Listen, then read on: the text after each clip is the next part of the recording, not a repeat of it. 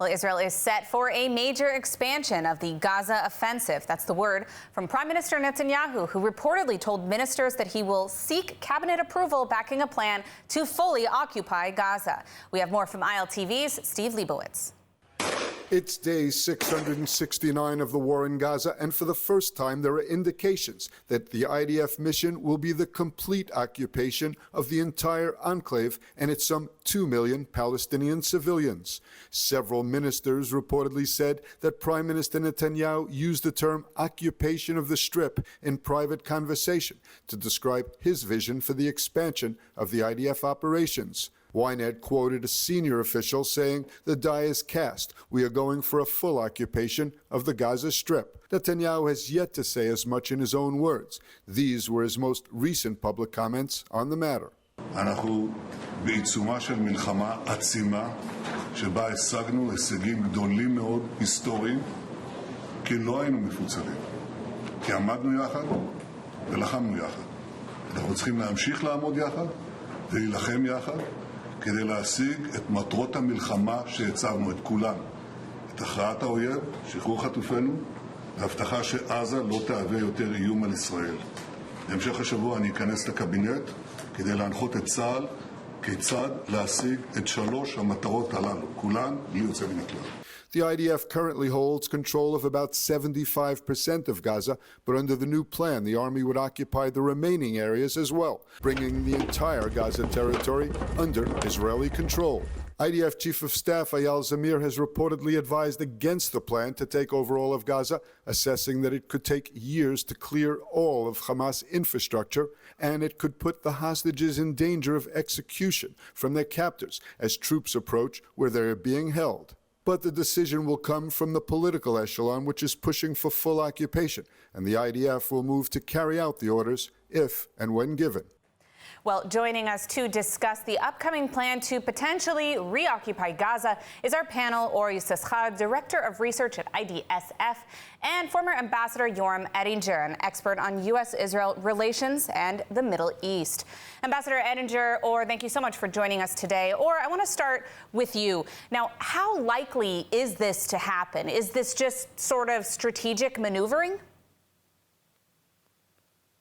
Well, Emily, I think Israel really reached a dead-end situation here where Hamas didn't give us much of a choice.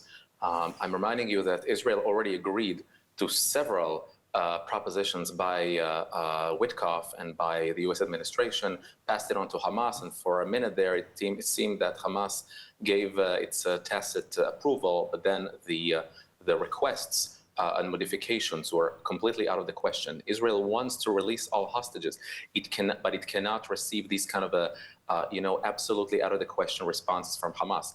But what we also see, in my opinion, is the biggest gaslighting campaign in history, where Israel is portrayed as a genocidal power that joyfully kills and starves Palestinians, where we saw this week one more time just how cruel Hamas is, just how cruel, and the PIJ, by the way, how cruelly they treat our hostages. And so I think we reached a point where Israel has no choice. It has to occupy the remainder of 25% of the Gaza Strip in order to release the hostages and ensure there will never be any more hostages in the future.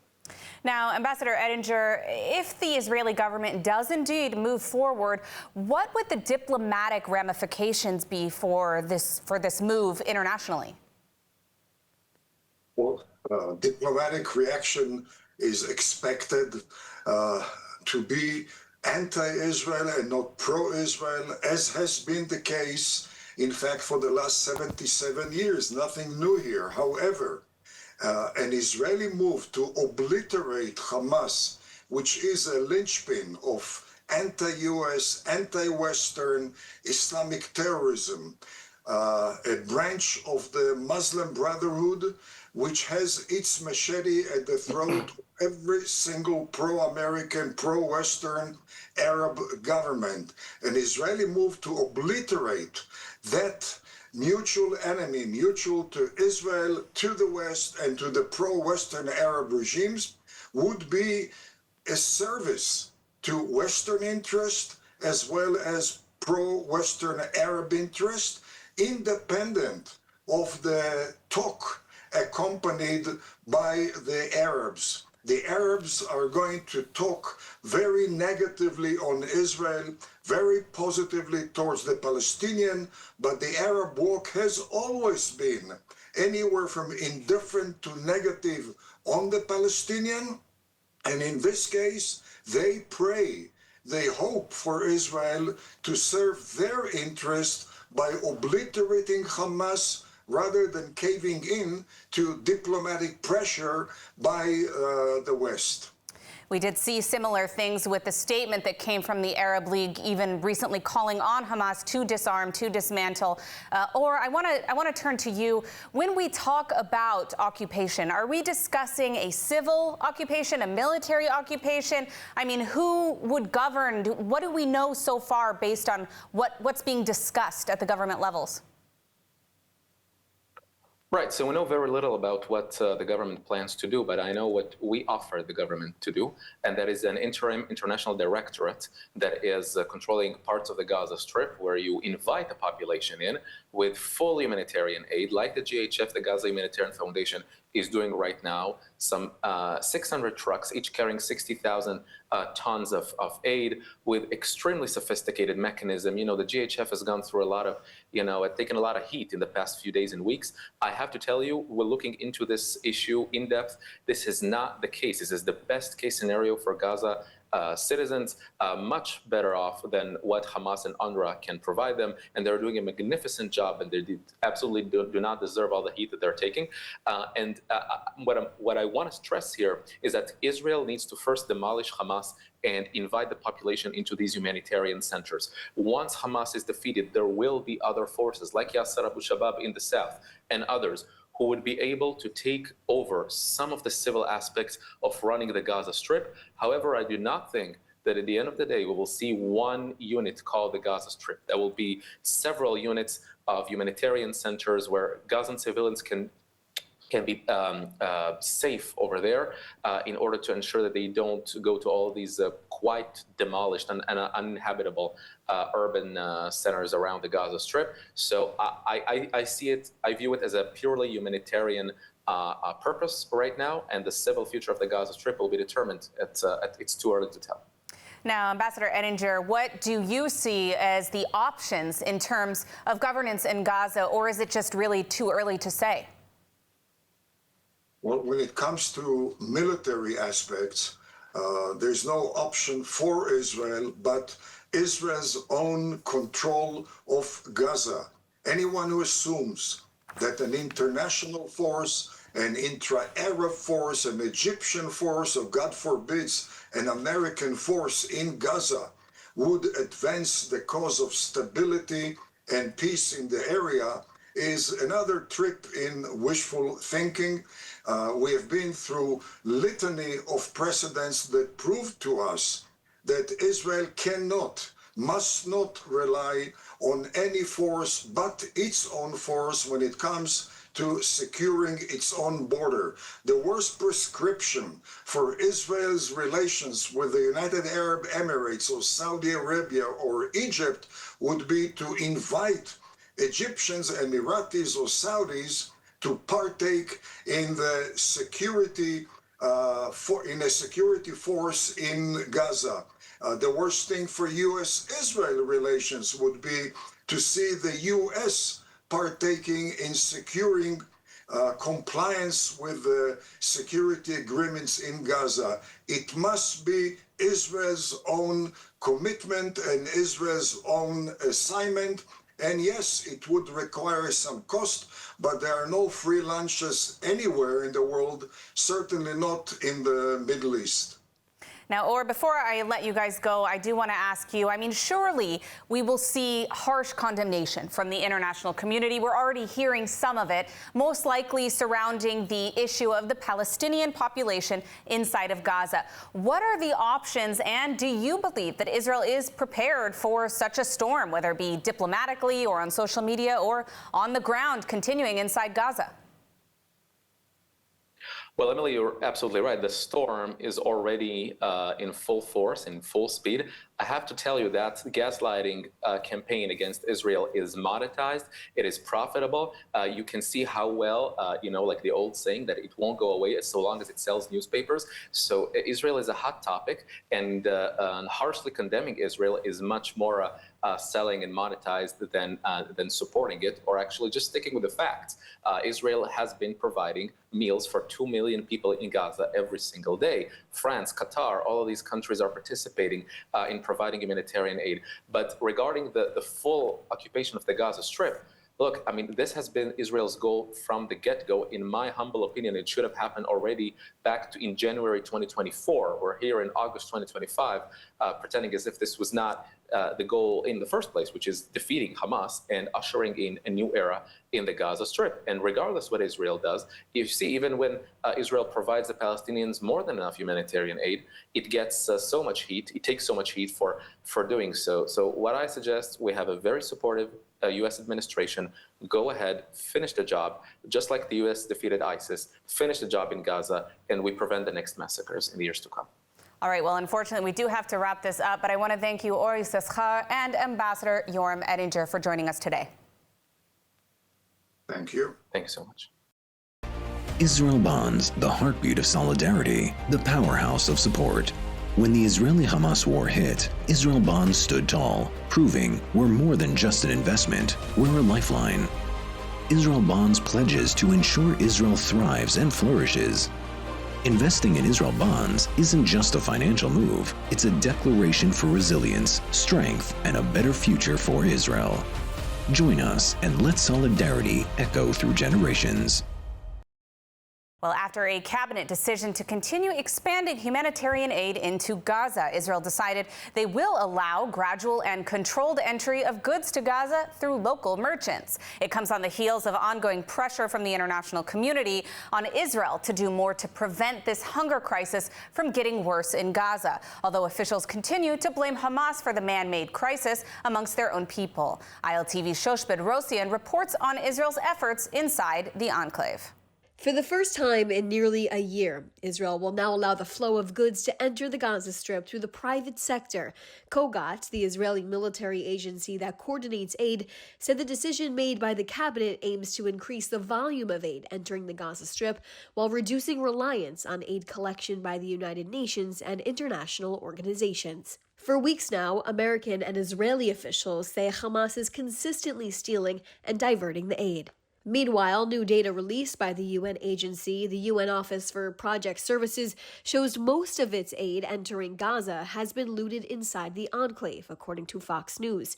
Meanwhile, their data also shows around 87% of the aid trucks that entered Gaza since May 19th did not reach their final destinations, with the aid being stolen either, quote, peacefully by hungry people or forcefully by armed actors, said the report. I believe Hamas is taking a lot of encouragement from the global attention to what they're claiming is Israel is starving Gaza, which is a false claim. We are persistent in our goals of the war to dismantle Hamas and to release the hostages. We're operating underground in different areas, according to intelligence, pushing Hamas terrorists, pushing those pockets of terrorists that are left, fighting, dismantling the infrastructure, those tunnels, those hundreds of miles of tunnels that Hamas has dig underground in Gaza, and pushing those terrorists even more. As scrutiny grows on Israel for the images of hungry children and people in the Gaza Strip, Israel continues to ramp up aid inside of the enclave. On Monday night, the IDF confirmed in cooperation between Israel, the UAE, Jordan, Egypt, Germany, Belgium, and Canada, the military dropped 120 aid packages containing food for the residents of Gaza. Emily, Kogat says the goods they will allow through this brand new mechanism through the private sector includes basic food items, hygiene kits, baby food, and fruits and vegetables. They say the only way that payments can also be made through this mechanism is through bank transfers only. Emily? All right, thank you, Shosh, for that update. Foreign Minister Gideon Sa'ar is en route to New York to attend a special UN Security Council meeting that will finally consider the condition of Israeli hostages held in Gaza. ILTV's Devo Klein has more. Before leaving on his first visit to the United States since becoming Israel's foreign minister, Gideon Sa'ar charged Hamas and Islamic Jihad with using starvation and torture of hostages as part of a deliberate and well-planned sadistic propaganda campaign. This past weekend, Hamas and Islamic Jihad cruelly released horrifying videos of our hostages, Eviatar David and Rom Broslavsky. The world witnessed their terrible condition, starved, tortured. Eviatar was forced to dig his own grave. The world saw the thick arm of the well-fed terrorist next to the starved and tortured Eviatar. Sa'ar said the issue of the hostages must be front and center on the world stage and noted that despite promises, there has still not been a visit by the Red Cross to see the hostages. We see the dire condition of our starved hostages, yet they still have not seen representatives of the Red Cross, despite this being explicitly agreed upon. The call for a Security Council meeting by Israel follows similar calls and demands by the U.S. and Panama. These calls follow the publication of 2 Hamas and Islamic Jihad propaganda videos of Israeli hostages Eviatar David and Rom Broslavsky. In both videos, the Israeli hostages appear to be starving to death. I hadn't saw any UN declaration about the hostages. Maybe I missed something, so I want to be careful. But to the extent I followed, I hadn't seen one. So that gives you a hint, or more than a hint, about where the UN is stand. I mean, it's totally unbalanced. It's totally unfair. Unfortunately, I must say that. And it's not a coincidence that their voice is not heard. The UN Security Council will meet, but the chances that actions will be taken to free the hostages are slim to none. Well, now turning to a major political and legal development where the cabinet yesterday voted unanimously to fire Attorney General Gali Baharav Miara, only to have the High Court issue an injunction forbidding the government from boycotting the Attorney General or appointing a replacement until it rules on the legality of her firing. The court also affirmed that its earlier ruling that the government decision to fire Baharav Miara will not go into effect until it can rule on petitions against her dismissal. The court said that for now, the current Attorney General's legal opinions on the government remain in effect. Some cabinet ministers are saying Baharav Miara will not be invited to government forums and plan to implement her firing in a de facto way to bypass the court.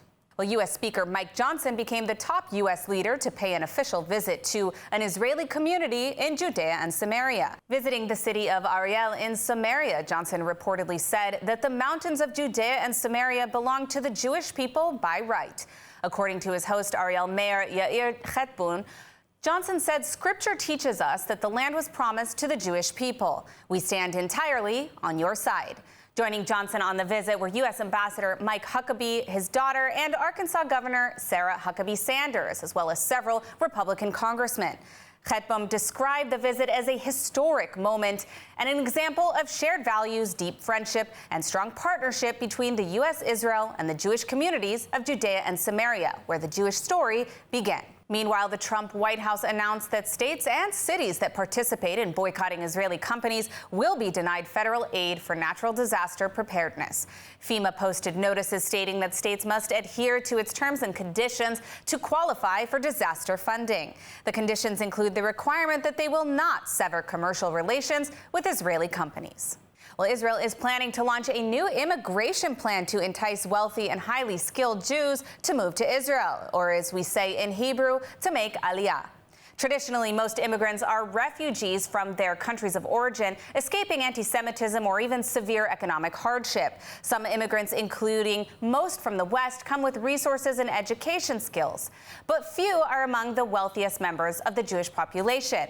Israel is particularly interested in attracting Jewish professionals in tech, finance, and defense, and will be offering incentives and streamlined pathways. The program aims to boost the economy, fill labor gaps, and strengthen Israel's innovation administration leadership. New immigrants fitting this description will reportedly receive a series of incentives, including removal of regulatory barriers and the facilitation of the transfer of financial activities to Israel. The plan was drafted by the Ministry of Immigrant Absorption together with the Jewish Agency for Israel. And today we have the privilege of hearing once again from Yael Eckstein, president of the International Fellowship of Christians and Jews. She shares with us a recap of some of the most important headlines from recent weeks. Let's take a look.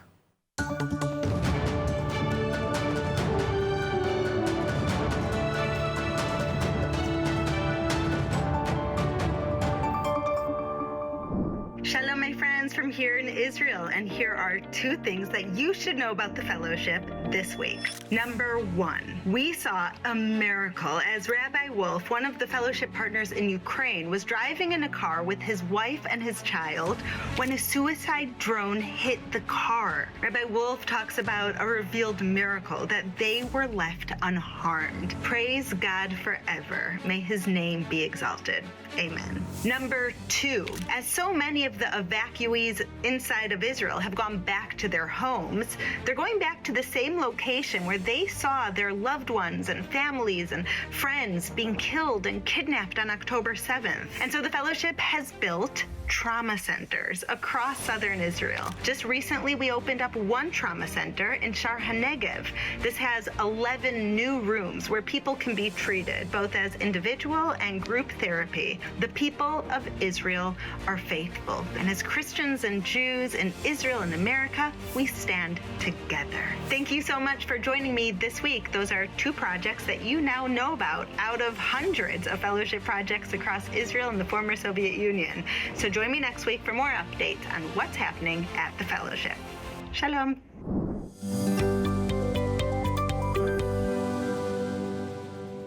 The billboard at New York City's iconic Times Square is showing images of starving Israeli hostage Eviatar David. The high-profile move by the Foreign Ministry and the Israeli consulate in New York is aimed at raising public awareness about the conditions of 20 living Israeli hostages still held by Hamas. The recently released video depicts emaciated hostage Eviatar David on the large screen. The footage is accompanied by captions reading, "Hamas is starving the Israeli hostages," and are ignored by the media, too busy echoing Hamas propaganda. David was abducted by Hamas from the Nova Music Festival on October 7, 2023, and is being held in Gaza for 669 days. Medical officials who viewed the tape say the Israeli hostages have lost about half their body weight and may be very close to death. Before we end our broadcast, we want to honor Ariel Bibbas, the red-headed little boy who was kidnapped with his mother Shiri and baby brother Kfir on October 7th.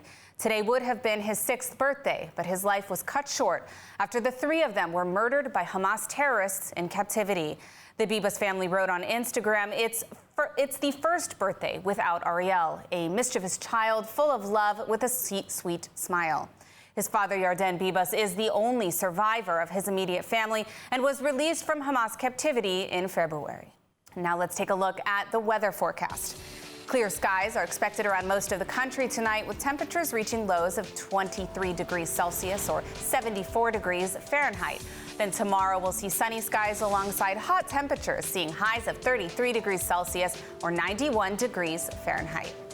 That's a wrap for today's news. For the latest updates from Israel on all your devices, be sure to follow our ILTV channels and our new live channel. And you can also catch us on Screen IL with 24/7 live coverage. Stay informed with the latest news straight from the heart of Israel. I'm Emily Schrader. Be well, and thank you for watching.